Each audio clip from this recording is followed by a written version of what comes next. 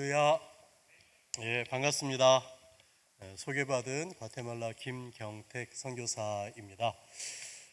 제가 기쁨동산교회를 한 4, 5년 전에 팬데믹 전에 다녀갔었습니다. 혹시 오늘 저를 처음 보시는 분 계십니까? 저를 난생 처음 본다. 더 반갑습니다. 처음 뵈서 반갑고요. 저를 전에 봤었지 하시는 분들은 또 반갑습니다. 오랜만에 뵙겠습니다. 여러분들의 귀한 기도와 또 후원에 힘입어 과테말라에서 무탈하게 사역하다가 이번에 잠시 한국에 들어와서 여러분 앞에 다시 와서 또 이렇게 선교 보고하고 또 말씀 나눌 수 있는 기회를 주셔서 대단히 감사합니다. 휴가 중에 계신 김강희 목사님께도 감사드리고 또 휴가 잘 다녀오시기를 바라고요. 또 여러분들도 이제 휴가 다녀오신 분도 계시고 또 가실 분들도 계시는데 이 무더운 여름에 또 좋은 시간들 가지시기를 바라고, 오늘 이번 주간이 한국은 최대 휴가 기간일 텐데 이번 주간에 휴가 안 가시고 이렇게 수요예배 나오신 여러분들은 참 복이 많으신 분들이십니다. 저들 만나시고 그래서 복이 참 많으시고 복되신 분들이세요. 여러분들이 더 은혜를 갑절로 받으셔가지고 예배당을 또 이 교회를 더 뜨겁게 달궈 놓으셔서 휴가 다녀오신 분들이 얼마나 교회가 사모하겠어요, 그죠? 오고 싶겠어요.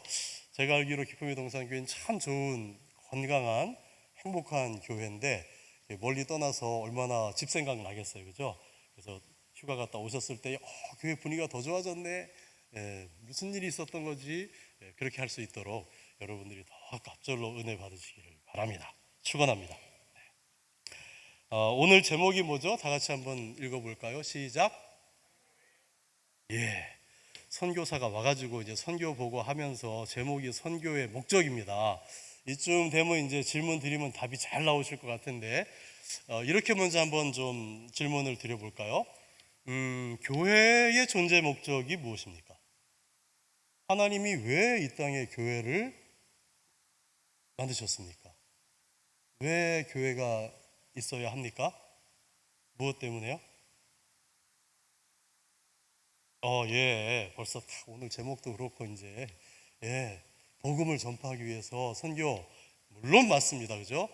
근데 교회의 존재의 궁극적인 목적, 단 하나의 이유를 대라면 선교일까요? 물론 뭐 그 안에 다 포함되는 이야기겠습니다만, 궁극적인 하나의 목적을 대라 그러면 성경적으로도 그렇고 선교보다는 예배입니다. 아직 하나님을 알지 못하고 그래서 하나님께 예배하지 않는, 혹은 하나님을 잘못 알아서 잘못 예배하고 있는 그분들에게 올바른 복음을 전하고 하나님이 이런 분이라고 올바로 우리가 전달해서 거기서도 마땅히 찬송받고 영광 받으셔야 할 하나님께 합당한 예배가 드려질 수 있도록 하는 것이 이 땅의 교회의 존재 목적입니다. 그리고 그 예배를 하는 것이 교회의 존재 궁극적인 존재 이유고 목적입니다. 동의가 되십니까? 아멘. 그렇습니다. 선교 그 외의 모든 것들은 그 안에 포함될 수 있지만 궁극적인 이유는 하나님을 예배하는 것입니다. 그렇습니다. 그래서 교회가 해야 할 한 가지 마지막 사명, 존재 이유를 대라면 그것은 우리가 하나님을 예배하는 것입니다. 우리가 건물이교 교회가 아니고 우리가 교회인 것은 이미 다 잘 아실 테니까 더 거론하지 않겠습니다. 그렇습니다. 우리가 이 땅에 존재해야 할 이유, 하나님을 예배하는 것이고요. 선교는 그렇게 예배가 이루어지도록 하는 과정이고, 그렇게 하기 위해서 필수적으로 필요한 것이 바로 또 선교입니다. 그렇죠? 하나님을 알게 해야 예배할 거 아니에요? 그게 선교잖아요. 그렇죠? 그렇습니다. 그래서 어느 분이 이렇게 정리를 하셨습니다. 그리스도가 있는 가슴마다 선교사이고 그리스도가 없는 심령들마다 선교지이다. 그렇습니다. 곱씹어 생각할수록 참 맞는 말씀이에요. 그렇죠? 우리가 예수 믿고 구원받은 것이 확실하다면, 내가 예수 믿고 구원받은 것이 확실하다면 이 말에 의하면 나는 누구예요? 저는 무엇이에요? 나의 정체성은 선교사입니다. 그렇습니다. 아직 하나님 모르고 예배하지 않는 분들에게 하나님을 알려서 그들도 하나님 예배하도록 해야 할 사명이 우리들에게 있습니다. 콜링, 부르심. 하나님이 우리를 구원하신 것도 부르셔서 구원하셨잖아요. 근데 부르셨을 때는 구원만 시키려고 부르시지는 않으셨어요. 저희 셋째가 은석이고 막둥이가 요한인데요. 이제 큰 애들은 다 커서 이제 성인이 돼서 한국에 살고 있고 우리 꼬맹이들만 저희랑 같이 살고 있는데 제가 은석아, 요한아 하고 이렇게 부릅니다. 그러면 이제 애들이 어떻게 하겠어요? 네, 네 하고 이제 쪼르르 하고 이제 쫓아와요. 물론 옛날처럼 빨리 오진 않아요. 요만할 때는 부르면 네 하고 바로 쫓아오고 그랬는데 요즘은 네 대신에 다른 대답을 하더라고요. 뭐라고 할까요? 왜요? 다 경험해 보셨군요. 왜요? 그래서 왜요는 무슨 아빠가 부르면 일단 네 하고 와야지. 그러면 이제 와요. 빨리 안 와요. 옛날처럼 빨리 안 와요. 이제 느그적거리면서 천천히 와서 사춘기구나. 아무튼 자 왔어요. 그럼 제가 왜 불렀을까요? 물론 그냥 이유 없이 부를 수도 있어요. 한번 괜히 불러보고 싶어서, 한 번 더 보고 싶어서 그냥 괜히 한 번 더 뽀뽀해주고 싶어서 부를 수도 있지만 대부분의 경우는 뭔가 좀 이렇게 부탁하려고 시키려고 아빠 이거 하나 좀 도와줘. 아빠 이거 잠깐 해줄 수 있어? 이렇게 해가지고 이제 뭔가 이렇게 이유가 있어요. 목적이 있어요. 사명이 있어요. 부를 때는 하나님이 우리를 사망 가운데서 죄 가운데서 불러내셔서 구원하셨을 때는 단지 우리가 구원받고 천국 가는 것뿐만 아니라 사명이 있습니다. 우리를 부르신, 우리를 살려내신 그게 뭐예요? 그 사명 중에 가장 큰 첫 번째 사명은 선교예요. 아직 하나님 모르는 분들에게 하나님을 알리는, 하나님께서 보실 때는 이게 가장 큰 숙제시고 남은 일이시고 최대의 관심사세요. 우리가 잘 몰라서 그렇지 하나님은 죽어가는 영혼 한 사람에게 지대한 관심을 갖고 계십니다. 죽어가는 영혼 한 명을 바라보면서 정말 심정이 끊어지는 듯한 그런 고통과 아픔 가운데 간절한 마음을 갖고 계십니다. 그리고 누가 가서 저 사람을 전도해서 살려내야 될 텐데 하고 그렇게 원하고 계셔요. 그래서 예수님께서 마태복음 9장 35절 이후와 10장에서 제자들에게 기도해라. 추수할 일꾼들 보내달라고 기도해라. 예수님이 처음부터 니네가 가라 이렇게 하지 않으시고요. 예수님이 위에서 기도해라. 아버지가 추수하시는 아버지가 추수해야 되는데 추수할 일꾼이 필요하다. 그러니 너희들 아버지에게 아버지 추수할 일꾼들 보내세요, 보내주세요 하고 기도해라 라고 기도하다 보면은 어떤 마음이 들까요? 아버지 추수할 일꾼 보내주세요 막 기도하다 보면은 누가 가지? 누군가는 가야 될 텐데 자 가는 사람 어디서 나올까요? 기도하는 사람들 중에서 나오게 돼 있어요. 기도 먼저 시키시고 하나님이 꼭 일하실 때 보면 그렇죠? 기도 먼저 하게 하시고 마음 주셔서 그래서 마음이 없으면 일단 기도하게 하시면 기도하다 보면 마음이 생겨요. 그죠? 누군가는 가야 될 텐데 누가 갈지 없네. 그러면 내가 가야 되나? 하나님이 네가 가라. 그러면 예 갈게요 하고 이제 이렇게 가게 되는 수가 많더라고요. 그래서 예수님이 기도 먼저 하게 하시고 그리고 그 다음에 나중에 제자들 내가 가 둘씩 보내시고 그렇게 하셨습니다. 사명이 있습니다. 우리에게 내가 예수 믿은 것 사실이 분명하고 구원받은 사실이 분명하다면 내 주변에 또 저 멀리 있는 왜냐하면 하나님의 선교의 대상은 처음부터 땅끝을 포함하고 있습니다. 우리가 잘 아는 마태복음 12장 1절에서 3절 아브라함을 처음 부르실 때부터 아브라함만 부르지 않으셨어요. 아브라함의 자손만 부르지 않으셨어요. 누구까지 부르셨어요? 땅의 모든 족속이 너로 말미암아 복을 받으리라. 너는 복이 될지라. 예전 버전은 너는 복의 근원이다. 지금 개역 개정은 너는 복이다. 네가 복이야. 왜 복이냐? 네가 복이다라는 말은 아브라함 혼자 복 받은 것으로 끝나지 않습니다. 오히려 예수님이 아브라함이 복을 받은 이유는, 하나님이 아브라함의 복을 주신 이유는 아브라함이 복을 받고 그 복을 다른 사람에게도 나눠주는 역할. 그게 네가 복이야, 네가 복의 근원이야 라는 말의 의미였고, 그것을 풀어서 설명한 것이, 그래서 땅의 모든 족속이, 열방이 너로 말미암아 복을 받게 될 것이야.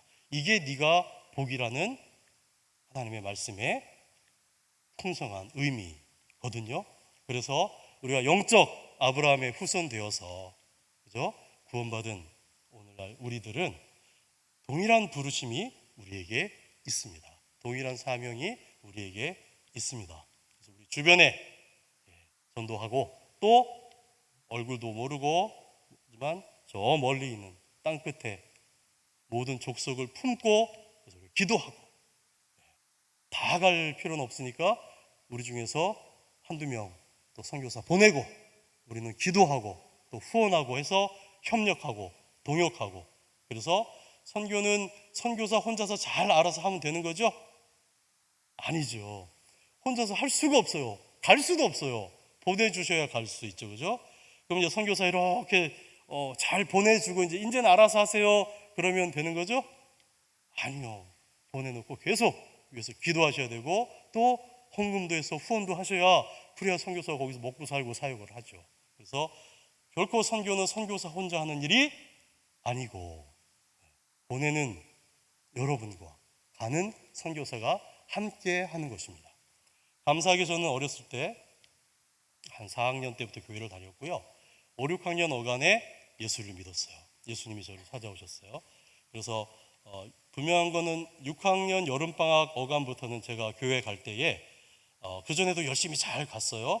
근데 그때부터는 내가 지금 교회 가는 것이 친구들 만나고 선생님 뭐 이런 것도 다 좋지만, 첫 번째 이유 목적은 나를 구원하신 예수님께, 하나님께 내가 지금 예배하러 가는 거다라는 것을 인식하면서 교회를 갔었던 기억이 납니다.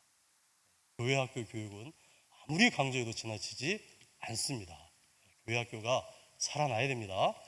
또 살아나라 교회 학교, 다음 세대에 정말 중요합니다. 그렇게 어렸을 때 비교적 하나님이 어렸을 때 은혜를 주셨고 예수 믿게 되었고, 그리고 교회 문화권 안에서 크면서, 특히 제가 중학교부터 이제 출석했던 저희 모교회는 이런 표어를 늘 하면서 제가 자랐어요. 가는 선교사, 보내는 선교사, 우리 모두 선교사. 이런 표현을 하면서 자랐어요. 그래서 이렇게 하다 보니까 어린 제 마음에도 선교라고 하는 작은 씨앗이 떨어져서 심겨져서 뿌리를 내리고 자라서 저를 가득 채우게 됐고, 딴 소망이 없게 하셨고, 그래서 부족하지만 복음 사역자 평생 되겠습니다 하고 이제 신학대학을 갔고요. 그리고 군정병으로 복무하는 동안에 하나님 부족하지만 원하시면 가는 선교사 되겠습니다라고 고백했던 게 23살 때였었어요. 그렇게 기도하고 정신이 번쩍 나가지고 바로 이어서 무슨 기도를 했냐면, 하나님 저를 가는 선교사로 부르시는 게 맞으면 같이 갈 사람을 붙여주세요 하고 기도했어요. 잘했죠?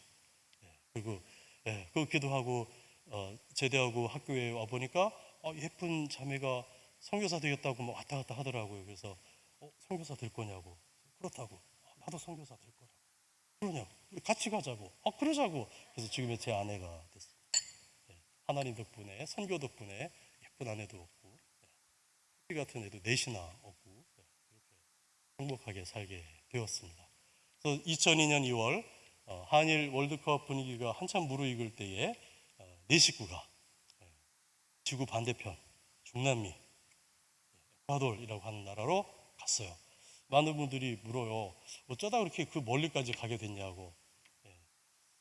하나님 어디로 갈까요? 기도를 하는 가운데 하나님이 여기 딱 그림으로 보여주시든지 지도에 딱 이렇게 해주시든지 막연하게 이렇게 떠오르게 하시면 좋은데 안 그러시더라고요. 그래서 오랜 시간 어디로 갈까요? 어디로 보내실래요? 하고 기도를 하는 가운데 자연스럽게 한 두 가지로 이렇게 정리를 하게 하셨는데, 첫째, 기왕 갈 거 남들 많이 가지 않는 곳으로 가자.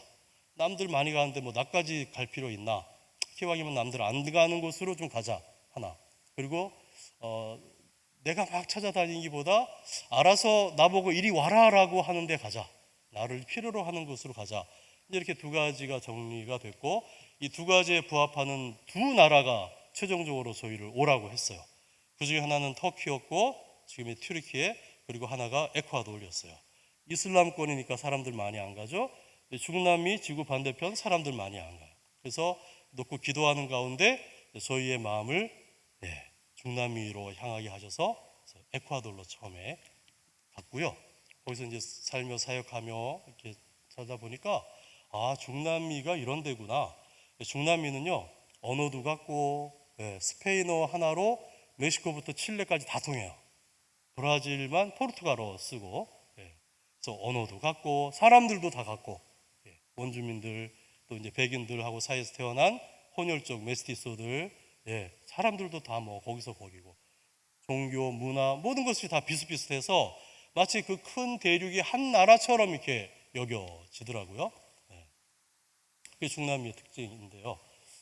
그렇게 이제 살다가 한텀 하고, 그리고 이제 안식년에서 한국 왔는데 파송교회가 없었어요.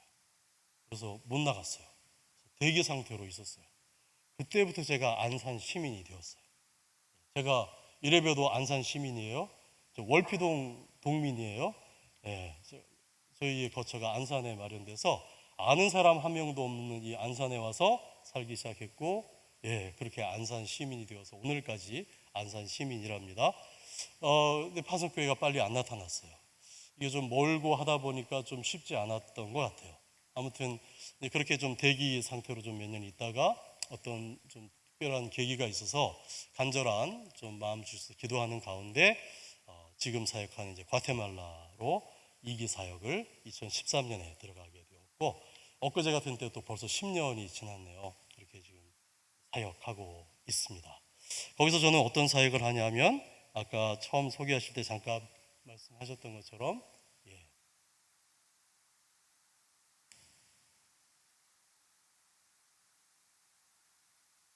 뭘 눌러야 넘어갈까요? 예. 넘어갔습니다. 과테말라의 여긴 옛날 수도입니다. 중세 때 과테말라부터 저기 코스타리카까지 중미의 총독부가 설치되어 있던 안티구아라고 하는 옛날 중세 수도예요. 저희가 이제 지진 나서 다 무너져 가지고 지금의 이제 과테말라 시티로 수도를 이제 오래전에 옮겼고요. 지금은 저 안티구아는 마치 우리나라의 경주처럼 유네스코 문화유산으로 등재돼서 옛날 모습 그대로 간직하고 있어요. 그래서 저렇게 돌길, 그때 깔아놨던 돌길, 저 집들 저렇게 모양이 있습니다. 안티구아 하면 한국에서는 커피를 좀 좋아하시는 분들은 좀 들어보셨을 거예요. 안티구아 커피. 과테말라가 또 커피로 좀 유명합니다. 원주민 분이고요. 원래 그 땅에 살던 주인인 원주민입니다. 저렇게 원주민들이 살고 있었는데 중세 때 콜럼부스가 인도 찾아 떠났다가 인도인 줄 알았더니 신대륙, 아메리카라고 명명을 했고, 그래서 이제 백인들이 건너와서 다 중남미를 점령을 했죠. 근데 콜럼부스가 스페인 국왕의 후원으로 갔거든요. 그래서 스페인 군대가 와서 멕시코부터 칠레까지 다 점령을 했어요. 그래서 깃발 딱 꽂고 오늘부터 이 땅은 하나님의 땅이고 스페인 국왕의 땅이다. 자기들 마음대로. 그리고 원래 주인인 원주민들 죽이고 쫓아내고 막 이렇게 굴복시키고 식민지 삼고, 그렇게 해서 몇백 년을 살았어요. 그렇게 살다 보니 이제 원주민과 그 백인들 사이에서 태어난 혼혈족들, 메스티소들이 지금의 중남미의 정치, 경제, 사회, 문화 주류를 장악하는 그런 인종이 되었고, 소수의 백인들은 귀족처럼 우리는 잘 안 보이는 데 산대요. 존재한다 그러고, 그리고 이제 그 땅의 원래 주인인 원주민들은 사회의 하부 구조를 가난을 세습하고 이제 현대에 들어서 독립하면서 노예에서는 해방되고 했지만 가진 거 없고 배운 거 없고 가난을 세습하고 그래서 값싼 노동력을 제공하는 그런 그래서 중남미는 사실상 계급 사회 같은 경제적인 것 때문에 그런 이제 오늘날 모습을 하고 있는 것이 중남미입니다. 그래서 저는 이제 신학교 사역, 말씀 사역을 하고 있어요.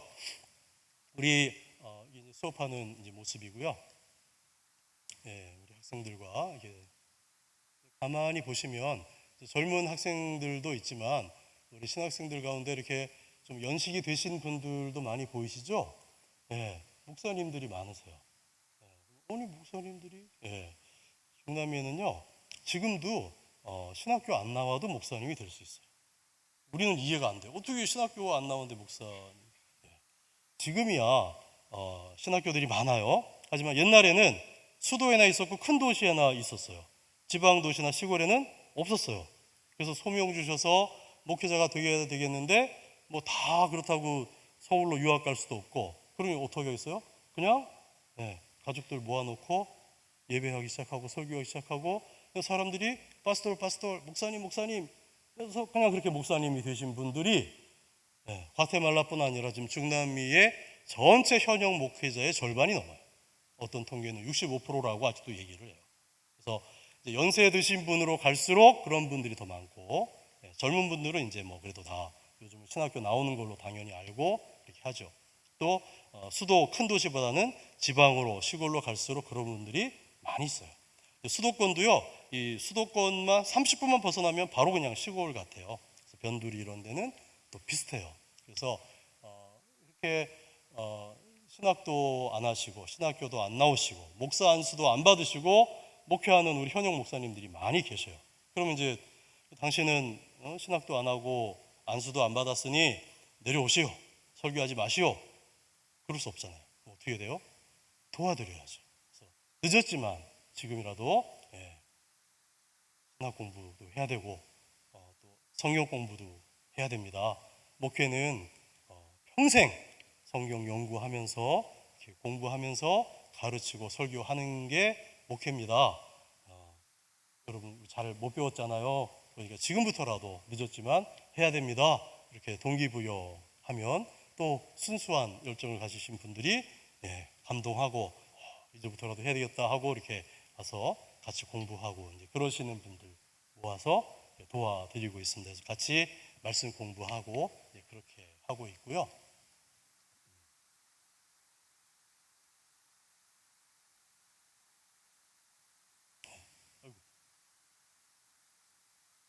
제가 왜 뒤로 갔어요? 그렇게 목사님들과 소그룹, 중그룹으로 그렇게 이제 제가 가르치기보다는 같이 공부하고 도와드리고 그렇게 신학교를 운영을 하고 있습니다. 그래서 중남미의 목사님들은요 웬만큼 큰 규모 있는 교회가 아니고서는 다 일들을 하세요. 생활비를 선수 다 벌어야 돼요. 헌금들이 좀 적고 그렇기 때문에 특히 우리 원주민 교회들은 더 그렇고 그래서 주중에 일하는 분들이 대부분 있어요. 그래서 일주일 내내 일하고 어떤 분들은 육체 노동하고 피곤한데 토요일 날 쉬어야 되는데 토요일 날 아침부터 와서 공부하자 그러면 또 순수한 열정이 없이는 그것도 쉽지 않은 일입니다. 와서 또 공부하고 배우고 그러는 분들입니다. 같이 이렇게 격려하고 해서 같이 공부 이렇게 하고 있고요. 여긴 좀 많이 모였죠. 가끔 한 번씩 우리 한국이나 미국이나 어떤 교수님이나 목사님들이 이렇게 오셔서 또 세미나, 특별 세미나 이렇게 하시면 또 많이 모여요. 그래서 굉장히 배우려고 하는 또 열심들이 있으세요. 그래서 와서 또 이렇게 하시면 배우는 사람들이 너무 열심히 듣고 열정적으로 받아들여 하기 때문에 오셔서 강의하시는 분들이 막 더 막 감동되시고 은혜를 막 받으셔서 한 어르신은 은퇴하신 목사님 은퇴하신 어르신이신데 막 연로하신데도 막 또 올라 그러시고 또 올라 그러시고 팬데믹 때문에 지금 못 왔다가 이제 팬데믹 끝나서 거기도 이제 끝났지 또 가도 되지 막 이러고 막 또 오시려고 내년에 또 오신다고 오시면 너무 좋으신가 봐요. 이렇게 오셔서 하시고 합니다. 그래서 김가희 목사님이 안 계신데 예, 선교지가 많이 있지만 가까운 데는 또 자주 가실 수 있으니까 지구 반대편 과테말라로도 한번 좀 비행기 태워서 보내주세요. 그래서 우리 김 목사님도 오셔서 은혜로운 말씀 또 이렇게 목회에 관한 거 이런 거 저분들에게 나눠주시면 굉장히 큰 유익이 있을 것 같아요. 우리 목사님 비행기 한번 실컷 타시게 한 22시간밖에 안 걸리거든요. 그러니까 한번 좀 보내주세요. 좀. 그리고 이제 긍휼 사역에 대한 마음은 뭐 예전부터 있었는데 하나님이 자연스럽게 인도하시면 이제 하리라 하는 마음 갖고 있었더니 때가 되니까 하나님이 자연스럽게 인도해 주셨는데 그게 영양실조 어린이 급식 사역이었어요. 알고 봤더니 우리 과테말라가 중남미의 한 26나라 가운데 어린이 영양실조율이 거의 항상 1등이더라고요. 1등 아니면 2등. 금년에도 1등. 그래서 가난한 나라이긴 한데 이렇게까지였나 이제 저도 새롭게 인식을 하게 됐고 어떤 계기가 있어서 저희가 사는 수도권에서 한 3시간 반, 4시간 떨어진 그 지방의 시골에 산동네예요. 넘어갔는데 한 장이 그 위에 산 가주라 좀 한 장 앞에 혹시 보일 수 있으면 하나 앞에 걸로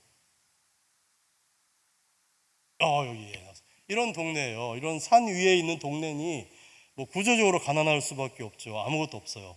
근처에 도시라도 있어야 부모님들이 가서 일하고 돈을 벌 텐데 제일 가까운 도시가 산에서 내려가는데 1시간, 버스 타고 갈아타고 가면은 1시간 반, 한 2시간 반 걸려가야 도시 하나 있어요. 거기를 어떻게 출퇴근하면서 돈을 벌겠어요. 그러니 그냥 일궈서 먹고 살고 그냥 가난할 수밖에 없는 그런 동네에.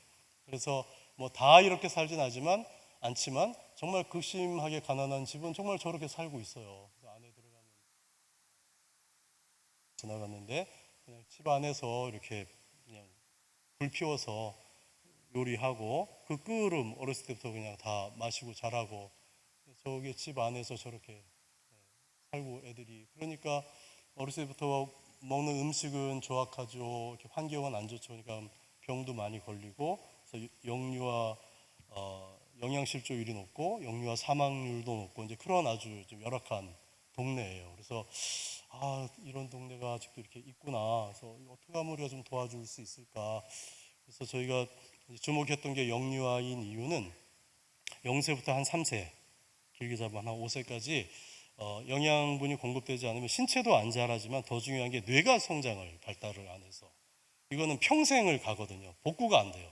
그래서 0세부터 한 3세까지 그래도 최소한 영양실조는 걸리지 않게 영양분이 공급이 되어야 정상적으로 뇌가 발달을 하고 이렇게 정상적으로 클 수가 있어서 그래서 뭐 많으니까 우리가 다 감당할 수 없으니까 우선적으로 영유아 위주로 저희가 이제 급식 사역을 시작을 했어요. 그래서 67명이 우리가 좀 이거 어떻게 한번 해보자. 얘들이 하루에 한 끼라도 영양가 있는 음식을 꾸준히 섭취하면 최소한 영양실조에서는 좀 탈피할 수 있지 않겠나? 한번 해보자. 이렇게 순진하게 시작을 했어요.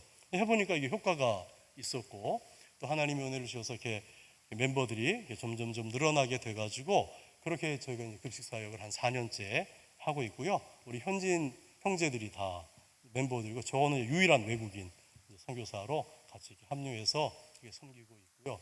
제가 이제 유일한 외국인이다 보니까 가끔 저를 또 이렇게 쳐다봐요. 우리 디렉터 형제가. 그래서 처음에 이제 하나 급식소 시작했는데 뭐 이웃 마을 저쪽 마을 다 비슷한 상황들이니까 저 멀리에서 밥 먹으러 오는 거예요. 그래서 그쪽 마을도 그래서 2번째 급식소 또 저쪽 마을 또 3번째 급식소 지금 이제 3개의 급식소를 저희가 섬기고 있고 매일 한 185명 그래서 한 200명 되는 아이들 또 이제 같이 오는 할머니 엄마 이렇게 해서 한 200, 한 20, 30명에서 50명이 이제 매일 점심 이렇게 제공해서 이렇게 하고 있고요. 물론 이제 제가 빵만 주는 건 아닙니다. 말씀 가르치고 찬양도 가르치고 성경 읽기 쓰기 뭐 그리기 만들기 우리 교회 학교에서 하는 거 그런 거 이제 다 이제 해서 이렇게 말씀 먹이고 이 안에서 하나님의 일꾼들을 자라기를 저희들이 기대하면서 이렇게 복음도 주고 빵도 먹이고 그렇게 급식 사역을 이렇게 하고 있고요. 4살, 5살 요만한 애들이요, 음식을 접시에 이만큼 주면 다 먹어요. 우리 한국 애들 5살, 6살짜리가 음식 이만큼 다 먹는 애들 있어요? 없죠? 예, 자기 입맛에 맞는 것만 쏙쏙 골라 먹고 배불러 그러고 안 먹고 막 한 숟갈만 더 막 이제 이러는 집들이 있을 것 같은데, 저 동네는 그런 게 어디 있어요? 다 먹어요, 다. 요만한 애가. 제 아내입니다. 그렇게 이제 저희가 급식 사역을 해왔고, 팬데믹 때는 저 시골 청정 마을도 나중에는 모이지 마 그래가지고 한동안은 급식을 못했어요. 그래서 이제 음식을 그래서 이제 일주일씩 이렇게 드리고, 그렇게 해서 이제 한동안 하다가 또 이제 작년부터는 다시 해제돼서 모여서 다시 이제 급식하고 하고 있습니다. 이렇게 섬기고 있고요. 그래서 하여튼 이 사역을 위해서도 돕는 사랑의 손길들이 좀 계속 필요합니다. 하나님이 공급하시면 공급하시는 대로 저희가 하여튼 더 이렇게 하나씩 해서 섬기려고 하고 있고요. 이건 이제 작년, 재작년 성탄절 때 다 모아서 이제 성탄 행사하고 또 이제 성탄 선물 주고 하는 이제 그런 거 했었는데, 저 아기가 편지 이렇게 들고 있죠. 글자도 모르는 아기가 고맙다고 뭐 막 그리고 붙이고 이렇게 해가지고 갖고 와서 고맙다고 이렇게 주더라고요. 그리고 큰 애는 또 뭐 이렇게 쓰고 해가지고 감사 편지라고 해가지고 아우 얼마나 감동되고 참 그렇게 하고 있습니다. 자구책을 저희가 이것저것 뭐 작물도 심게 해보고 양계도 좀 하고 했는데, 역시 과테말라는 돈 되는 건 커피더라고요. 집 근처에 관리하는 커피들, 이게 뭔지 아세요? 커피 나무예요. 그래서 또 비탈에 막 야생에 있는 커피들, 연말 11월 이때쯤 되면 온 식구가 커피를 다 이제 따요. 그래가지고 씻어서 말려서 까서 이렇게 해가지고 이제 생두를 이제 해놓으면 이제 업자들이 이제 수거를 해나가요. 저희가 그거 보고 저걸 우리가 좀 후하게 사주자. 그리고 그걸 갖다 우리가 한번 완제품을 만들어 보자 해가지고 만든 게 이거예요. 완제품. 그래가지고 우리 주변에 각자 교회에 뭐 아는 사람들한테 팔아가지고 수익금 남는 건 급식 사역에 또 넣고, 하여튼 이제 그렇게 자구책도 좀 마련해보고 이제 그렇게 하고 하는데, 이 얘기 하면 이제 여기도 좀 갖고 오면 우리가 사줄 텐데, 제 마음이 더 굴뚝 같죠. 배보다 배꼽이 커가지고 거기서 여기 한국 가져오는 비용이 더 커가지고 하여튼 뭔가 좀 가져오는 방법만 있으면 제가 한 보따리 갖고 와서 여기 기쁨의 동산교회 앞에서도 좀 이렇게 막 팔고 할 텐데, 하여튼 숙제입니다. 그렇습니다. 그리고 이제 팬데믹 때 한국도 어려움 많이 겪었지만 중남미도 어려움 많이 겪었고요. 항상 느끼는 거지만 이렇게 재해나 재난, 어려움 닥치면 없는 사람들이 2배, 3배로 어려움을 겪잖아요. 그래서 과테말라도 마찬가지로 수십만 명이 일자리를 잃었어요. 하루 벌어 하루 사는 분들이 많은데, 그분들이 일자리를 잃어서 어떻게 해요? 먹고 살 길이 없고, 그러니까 집 안에 앉아서 굶어 죽을 수 없잖아요. 그러니까 집에다가 흰 깃발을 이렇게 걸어놔요. 이게 도와달라는 표시예요. 근데 뭐 누가 도와주러 오나요? 그러니까 어떻게 해요? 길거리로 나오는 거예요. 찻길로. 변두리에서 온 식구가 아침에 시내로 와서 저 길에서 저 차 다니는 길에 이렇게 나와가지고 막 이렇게 흔들면서 도와달라고. 차들이 잘 쓰나요? 잘 안 쓰죠. 저렇게 어려운 시기를 겪었어요. 저 엄마가 아기 하나 안고 이렇게 하다가 거기 햇빛이 되게 뜨겁거든요. 요즘 한국 되게 더운데 이렇게 1년 내내 이렇게 햇빛이 뜨거워요. 뜨악볕에 하다가 저 그늘에서 잠시 쉬는 사이에 이제 이거 언니 같은데 한 5살 돼 보이는 꼬마가 대신 막 이렇게 흔들고, 그래서 흔들어도 좀 차가 쓸만한 곳에서 좀 흔들어야지, 저기 양쪽에 도로 쌩쌩 다니는 가운데 저기 이제 아니 저기서 차가 좀 어떻게 멈춰, 저기서 좀 막히는 데서 해야지 좀 멈추든지 할 텐데 내려서 그냥 얘기해 주고 싶은데 그냥 하여튼 저렇게 해.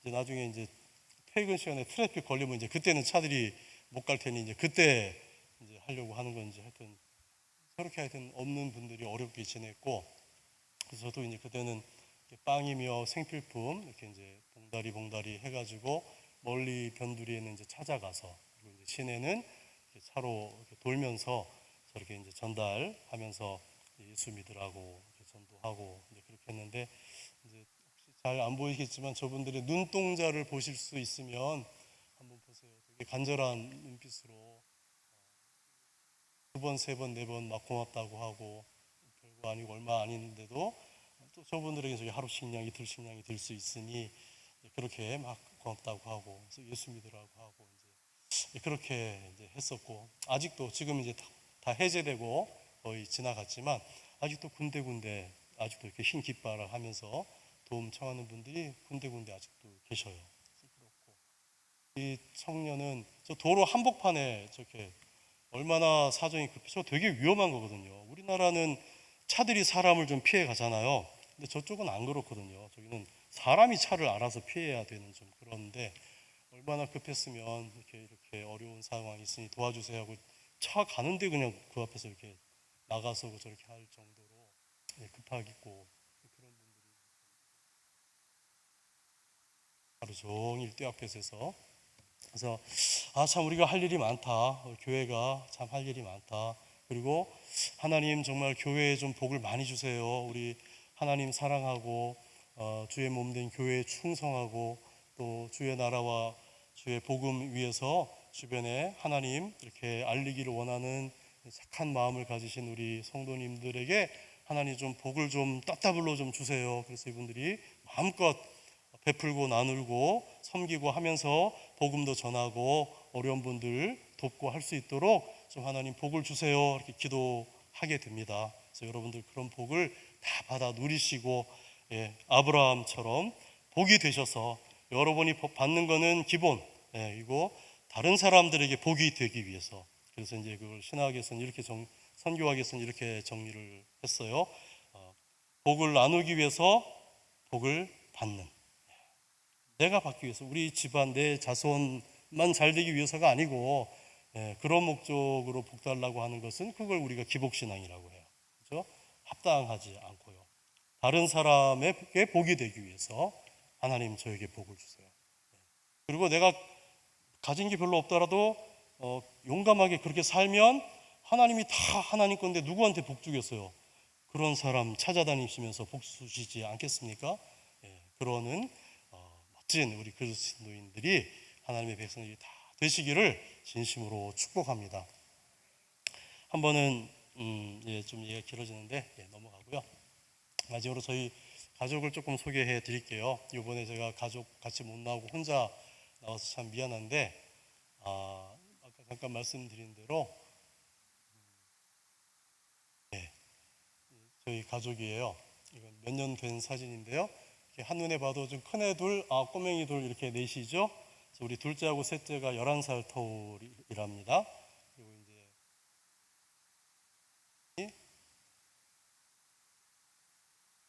다음 사진 한 장 더 있는데 2년 전에 저희가 왔을 때 한국 왔을 때 모처럼 6 식구가 같이 이렇게 찍은 사진이 한 장 더 있는데요. 이건 이제 저희가 팬데믹 때 큰 아이들은 떨어져 있으니까 이제 일주일에 한 번씩 이렇게 화상에서 모여서 예배를 했어요. 그래서 왜 팬데믹 전에는 저런 생각을 못했는지 팬데믹 때 모든 게 화상으로 이루어졌잖아요. 그래서 우리가 화상으로 예배드리자 해가지고 해보니까 너무 좋아요. 그래서 팬데믹 때문에 우리가 잃은 것도 많고 불편한 것도 많았지만 또 이렇게 배우고 얻은 것도 있는 것 같아요. 그래서 지금도 계속 하고 있어요. 이거 해보니 너무 좋다. 계속하자. 그래서 일주일에 한 번씩 이렇게 모여서 가족 예배하고 이렇게 하고 있는데요. 하나님이 실은 이제 저희에게 남매를 주셨고요.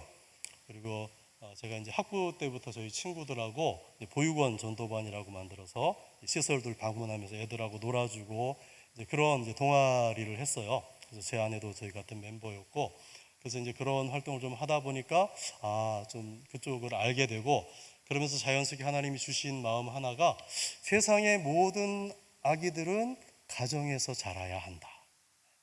엄마 아빠 사랑받으면서 자라야 한다. 마땅하다라는 이제 마음을 주셨어요. 그래서 이제 처음 결혼할 때부터도 하나님 우리 자녀 주셔서 우리가 이 다음에 입양도 좀 하자. 처음부터 이렇게 동의를 했고 그래서 저희가 이제 안산에 대기 상태로 파송교회 기다리면서 있을 때에 저희가 그때 저 동산교회 가까운 데 살았어요. 그래서 주일 예배를 동산교회로 갔는데 갔더니 입양교실 이렇게 있더라고요. 그래서 우리가 나중에 언젠가 할 거니까 배워나 두자 하고 이렇게 갔어요. 갔더니 이제 그래서 이렇게 배웠어요. 그게 이제 계기가 돼가지고 저희 셋째가 왔어요. 셋째 은석이가 3개월 됐을 때, 갓난쟁이 때 이렇게 왔어요. 그래서 새로 이렇게 아기가 오니까 이게 너무 큰 축복인 거예요. 그래서 저도 그렇고 아내도 그렇고, 야, 우리가 능력만 되면 넷째, 다섯째, 여섯째 그냥 한 12를 할 것 같은데, 참 우리가 능력이 안 되는 게 한이로다. 막 이제 그러면서 이제 지냈어요. 그러다가 한 2년 반 지나서 어떤 계기로 영화원에 우리 은석이의 동생이 있는 걸 알게 됐어요. 생모가 같아요. 아빠는 뭐 당연히 다르겠죠. 저희가 우리 은석이 데려올 때에 생모를 만났거든요. 어린 엄마였었고, 그래서 제가 세 가지를 얘기했어요. 어쨌든 이렇게 중간에 딴 생각 안 하고 출산한 거 너무 훌륭한 일이다, 장하다, 잘했다. 그리고 나는 예수 믿는 사람이고 목사고 선교사다. 이 아이도 교회 다니고 예수 믿는 아이로 우리가 기를 거다. 본인도 교회 다니고 예수 믿으면 좋겠다. 그리고 세 번째로 우리는 공개 입양이라서 다 얘기할 거다. 그러면 얘가 나중에 생모가 누군지 궁금해 한댄다. 본인도 이 다음에 크면은 궁금하고 보고 싶을 거 아니냐. 그러니까 아무 걱정하지 말고 연락하고 만나자. 우리가 다 잘 얘기해 놓을 테니까 아무 걱정하지 마라. 그래서 어디서 뭘 하든 잘 살아라. 그리고 그 다음에 떳떳하고 당당하게 우리 나타나라. 그래서 같이 만나자. 그러고 이제 헤어졌거든요.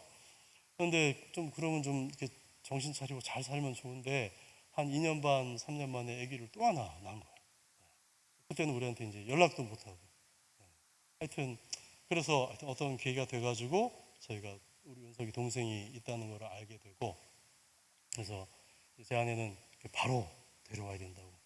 저도 당신 말이 맞는데 지금 우리 상황이 이러니 어떻게 바로 데려오겠나.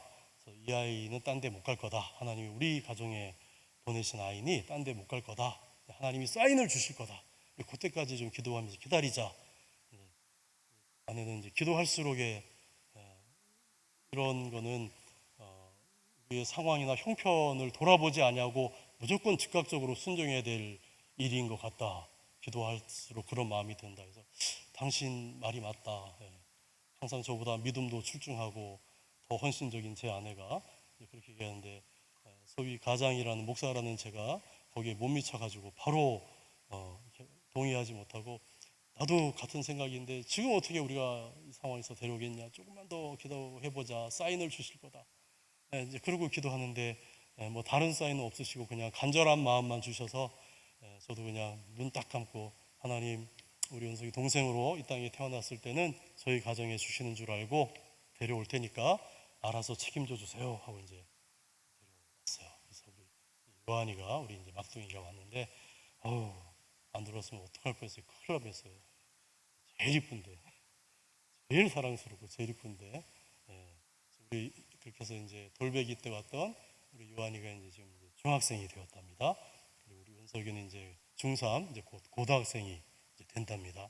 이제 한 5, 6년 있으면 얘들이 이제 고등학교 졸업하면 얘들도 이제 어디론가 떠나가겠죠. 이제 얼마 안 남았어요. 남은 기간 동안 더 많이 사랑해주고 이렇게 해야 되는데, 제가 굳이 이렇게 장황하게 좀 소개를 하는 이유는 제가 이 세계에 들어보니까 이게 너무 큰 축복이에요.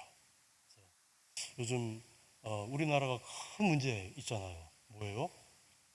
0.78% 이게 말이 돼요? 점점 더 줄어들 거라고 하는데 우리나라 망합니다.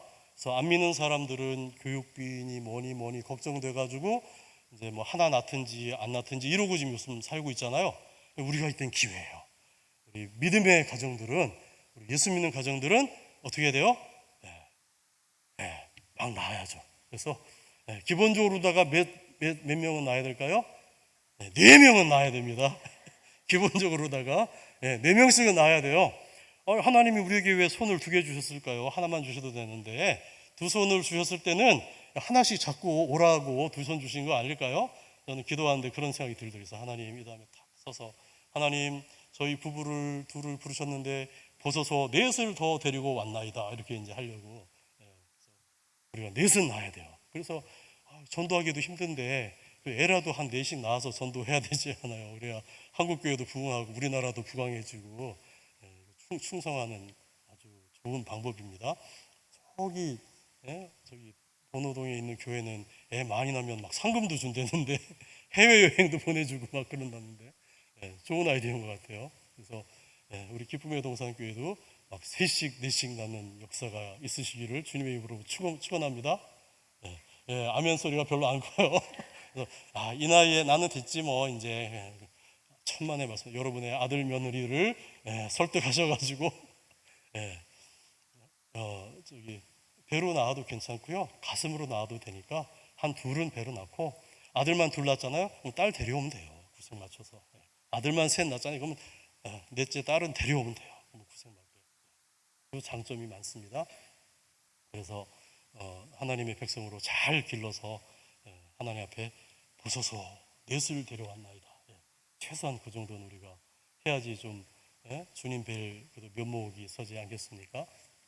그렇게 하면 좋을 것 같아요. 그래서 아무튼 이 땅에서뿐입니다. 우리가 복음을 전할 수 있는 시간도, 이 참 축복의 세계에 들어올 수 있는 기회도 이 땅뿐이에요. 이제 이 땅 떠나면 기회 없어요. 하나님께서 아까 저희 아이 부르는 얘기했는데, 하나님께서 왜 전도를 우리한테 맡기셨을까요? 성경은 그걸 뭐라고 표현합니까? 전도의 미련한 방법으로. 정말 미련한 방법이에요. 효율성만 따진다면요, 이렇게 비효율적이고 비효과적인 방법이 없어요. 여러분 다 해보셔서 알잖아요. 전도 하나 하기가 얼마나 어려워요. 그죠? 어떤 때는 막 10년, 15년, 20년 기도하고 공을 들여도 안 나와. 놀러 가자 그러면 늑달같이 오면서 교회 가자 그러면 그렇게 안 와. 그렇게 전도하기가 어려워요. 가까운 사람일수록 더 힘들잖아요. 그죠? 이렇게 어려운, 먼저 믿은 사람이 아직 안 믿는 사람에게 내가 만난 하나님을, 나를 구원하신 하나님을, 예수님을 전해서 전도하는 이 어려운 방법, 이 비효율적인 방법을 왜 하나님은 선택을 하셨을까요? 효율성만 따진다면 하나님 어떻게 하시면 전도 세계보고만 금방 되는지 아세요? 천사들 시키면 간단해요. 천사들. 하나님이 천사들 다 풀어놓아서 너는 아시아, 아프리카 이렇게 가라 해가지고 이 백주 대낮에 천사들이 헐헐 날아다니면서 나 천사거든, 나 진짜거든, 나 레알이거든, 홀로그램 아니거든 막 이러면서 막 정말 하나님이 계시고 천국과 지옥이 있거든, 교회 다니고 예수 믿어야 천국 간다 막 이러고 전도하고 다녀봐요. 믿기로 작정한 사람은 그날에 다 주님께로 돌아오지 않겠습니까? 효율성만 따지면, 효과만 따지면 하나님이 그렇게 전도하려고 마음 먹으시면 하실 수 있잖아요. 근데 이 일을 왜 천사들에게 안 맡기고 왜 우리에게 맡기셨을까? 왜 우리를 부르셨어요? 우리를 복되게 하시고, 우리를 상 주시려고, 우리를 더 이뻐해 주시려고. 제가 아무 이유 없이 은서가 요하나 괜히 불러가지고 오면은 한번 이렇게 껴놔주고 뽀뽀 한번 더 해주고 이러는 것처럼 하나님이 우리를 더 사랑해주고 싶으신데, 더 상 주시고 싶으신데, 더 복을 주고 싶으신데, 복 받을 뭐 일을 해야 주지. 건수가 있어야 주죠. 괜히 막 주실 수는 없잖아요. 그래서 우리 상 주시려고 전도를 우리에게 맡겨주셨어요. 그래서 기회는 이 땅에 있을 때뿐입니다. 주변에 또 땅끝을 품고 우리가 전도하고 기도하고 선교하면 누가 제일 기뻐하실까요? 하나님이 제일 기뻐하시죠. 어떤 분은 그렇게 표현했어요. 안 믿는 사람이 예수 믿고 한 영혼이 돌아오면 우리 예수님은 너무 기뻐가지고 천국에서 막 방방 뛰실 거라고. 펄쩍펄쩍. 다윗이 법궤 들어올 때 펄쩍펄쩍 막 왕의 체면도 하고 막 뛰고 막 했던 것처럼 한 영혼이 돌아올 때 우리 예수님이 그렇게 펄쩍펄쩍 뛰고 기뻐하실 거라고. 근데 우리는 그런 마음이 잘 없잖아요. 우리가 아버지의 마음 잘 모르잖아요. 예수님의 심정을 우리가 잘 모르잖아요. 우리가 조금만 더 철이 들어서 아버지의 심정을, 예수님의 심정을 우리가 조금만 더 이해하면 하지 말라고 해도, 그죠? 조용히 나가서 전도하고 할 것 같아요. 근데 아직 내가 그렇게 살지 않는 거 보면 아직 모르는 것 같아요. 철도 덜 든 것 같아요. 나름 괜찮은 크리스찬이라고 생각하면서 이렇게 살았다고 봤는데 아직 모르는 것 같아요. 그래서 우리가 하나님, 아버지의 마음을 저에게 더 주세요. 아버지의 그 간절한 마음, 한 영혼을 향한 마음을 저에게 더 주세요.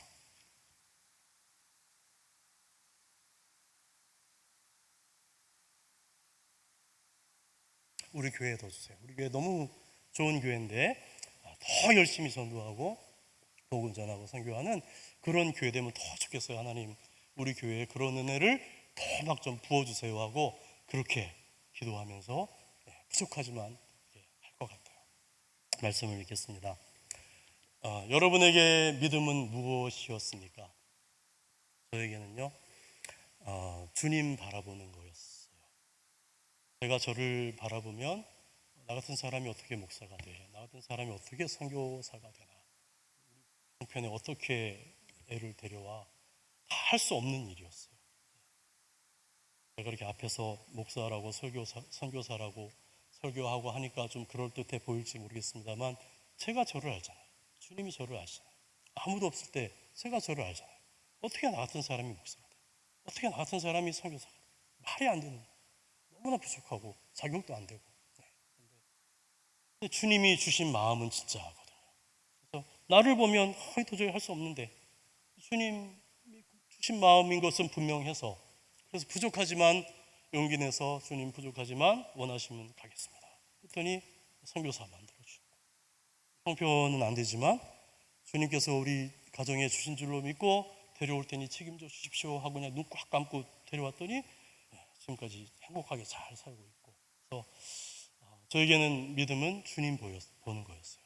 저를 볼 때는 연약하고 부족하고 자신감 없고 할 수 없는 일들이었지만 그때 제가 저를 보고 그냥 포기하고 말았으면 그걸로 끝났을 일을 제가 눈을 들어서 주님 바라보고, 주님 저는 부족하지만 주님이 주신 마음인 게 분명하니까 제가 해볼게요.